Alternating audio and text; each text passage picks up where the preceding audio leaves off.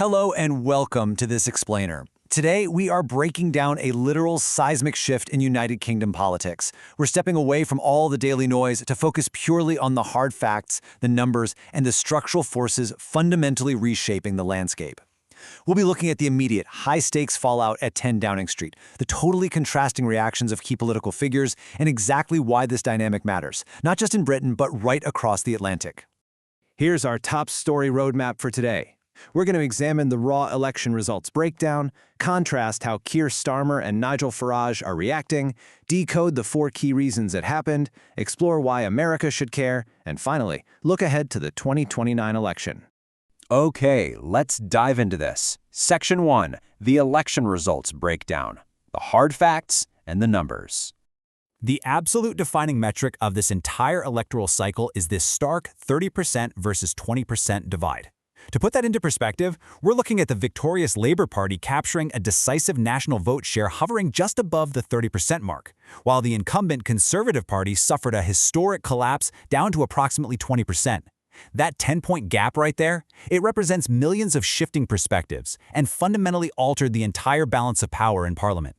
Whenever you see a structural divide like this presented so clearly in the data, it tells you something crucial. The electorate isn't just tweaking the system, they're sending a very deliberate, undeniable message of rejection to the establishment. Moving right along to Section 2, Starmer and Farage react. We're looking at pressure versus triumph. Now, what's really interesting about this slide is the absolute dichotomy between these two political figures. On one side, you have Keir Starmer facing immense immediate pressure. He's now operating inside 10 Downing Street, tasked with managing a massive parliamentary majority that was actually built on a really broad but relatively shallow 30% voting coalition. The source data points to intense external scrutiny as he tries to deliver on major promises with limited economic headroom. But on the exact opposite end, Nigel Farage is experiencing undeniable political triumph. By successfully fracturing the Conservative base and finally crossing the threshold into Parliament, Farage completely represents the surging energy of a victorious challenger. It's a classic political juxtaposition, really, the heavy burden of leadership under fire versus the momentum of an insurgent populist. Let's transition from the what to the why. Section 3, 4 reasons it happened. Let's decode the shift. Our source analysis structurally breaks down the cause of this outcome into 4 factual reasons. Think of these as the 4 foundational pillars that supported this massive shift in voter behavior.